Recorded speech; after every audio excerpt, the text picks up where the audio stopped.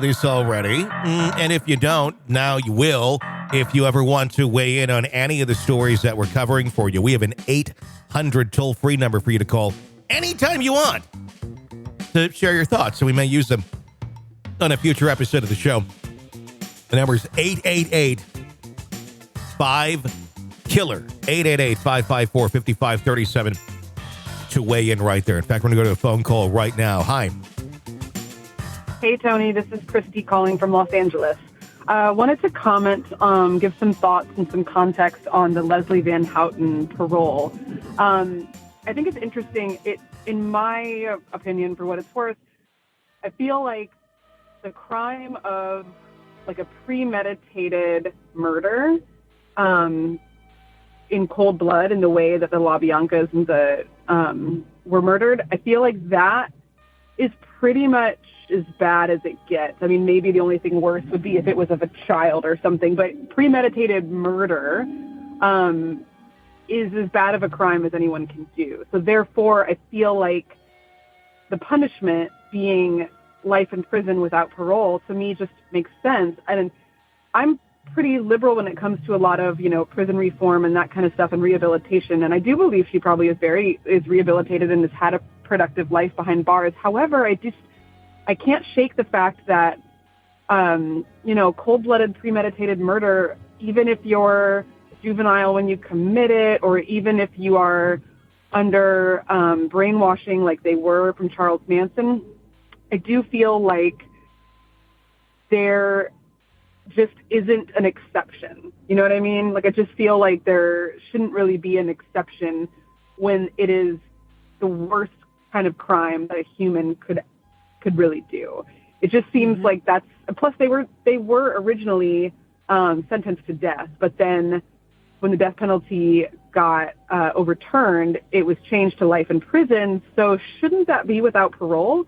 I don't know. I just feel like in certain crimes, this being the number one, really, you just kind of have to, part of taking responsibility is that, like, I have to give my life in this way of, and you can find ways to be productive behind bars. And I believe she has, but I don't know. I just can't shake that.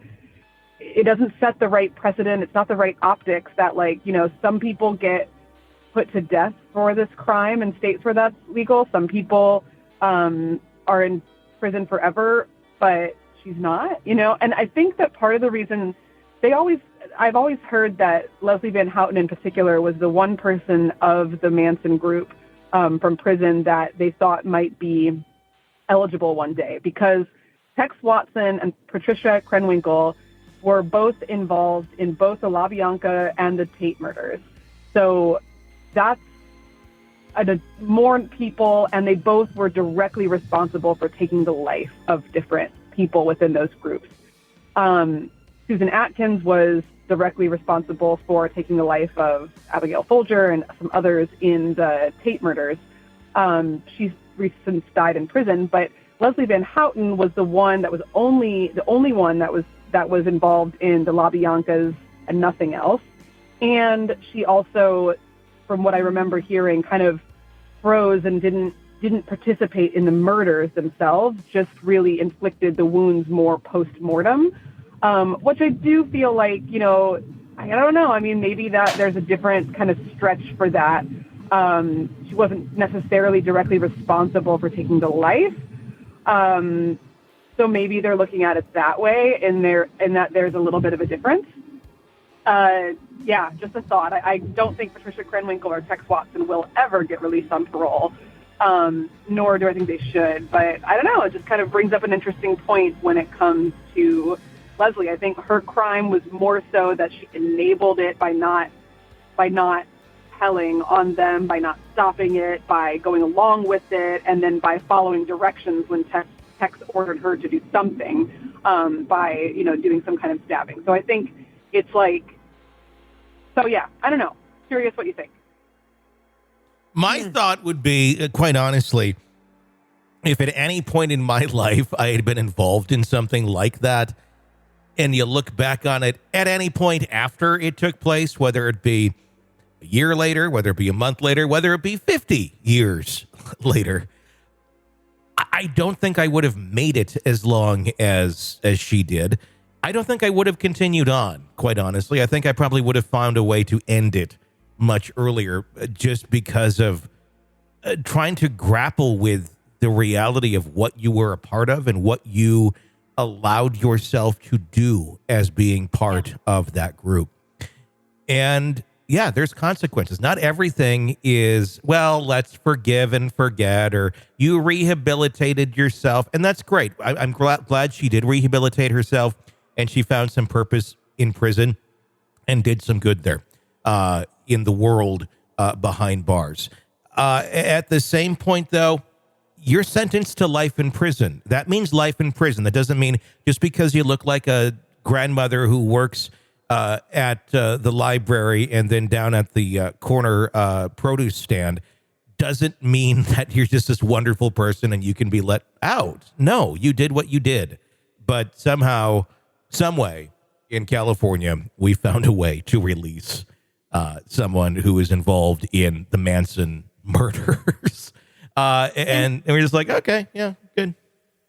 I 100% agree with our caller, with you.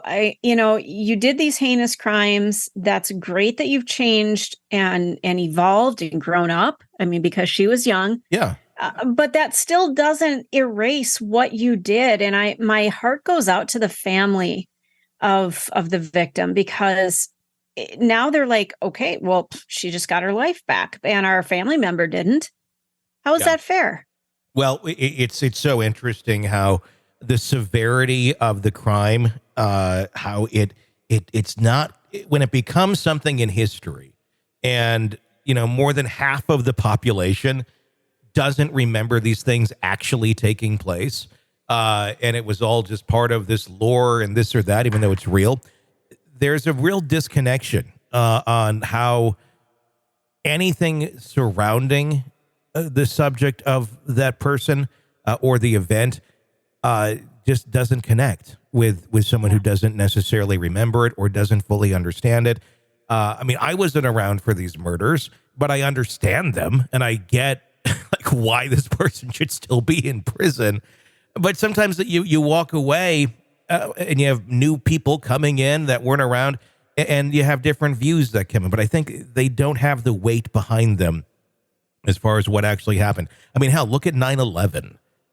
This was something that you have a large percentage of the population now who does not remember it. It's in the history books for them. And you also now see some things today that you would be considered unimaginable right after 9/11. There are places that actually do 9/11 sales. And what? Yeah, it happens. Yes. And I remember when it happened, I think I even said it to you back then. I said, just wait, 20 years from now, there's going to be places that have like 9/11 sales. It's going to be used for something like that. And well, but think about, Tony, we've got Memorial Day sales, and Memorial Day is about remembering our service members who lost their lives in defense of our country. Yep. So we are using moments of death and trauma and tragedy to sell bed sheets. No, without a doubt. Look at the Titanic disaster. Go to at least a handful of years. You go to the county fair, and one of the big blow-ups was the Titanic. Oh, God, yes. And kids could slide down it. That was shortly after the movie came out that people thought that was a great idea. But it's a disconnect from what reality was because you didn't live it. And I get it. There's plenty of things in history I wasn't around for. I certainly understand the gravity of, but I'll never understand the gravity of it the way someone who was around and who lived through it did. And like Pearl Harbor, for example. Right. I kind of look at that probably the way my kids look at 9/11, where it's in the history books, but they don't quite grasp the gravity of what that day was. Same with something like this, a very famous murder case, very high profile, just horrendous in nature. But, it's all stories now. Nobody was around at that time, or not a lot of people are still around from the time in that area that remember exactly the horror that was going on at that point in history, and the fear that was going on in Southern California when these murders were taking place. Yeah, it's a great point. And it's, the further we get from an event, the less we remember about it. And this is absolutely proof of that. Yeah, I mean, there'll always be those sort of things in time as history continues moving forward. I think it's just natural, but at the same point, that's where we have the cliche slogan that we all said forever: we'll never forget. Well, it's hard to forget if it's something you never remembered. That really sums it up, doesn't it? Mm-hmm. If you were alive, you won't forget. You'll remember the things. But if you weren't, how are you going to, if it wasn't there to begin with? It's a different perspective. So interesting perspective on the phone call on on her being freed. I don't think anyone really fears that she's going to go and stab people again or get into a cult. But it's more so the principle of, look, people died because of you. Guess what? Your life now requires being locked up until you die, not just till you look like a harmless grandmother. You're locked into the Hidden Killers podcast. Want more? Start binging on all of our true crime podcasts right now through Apple Podcasts and get an ad-free experience when you sign up to be a True Crime Today Premium Plus member, exclusively on Apple Podcasts. More of the Hidden Killers podcast, dropping soon. Press subscribe now.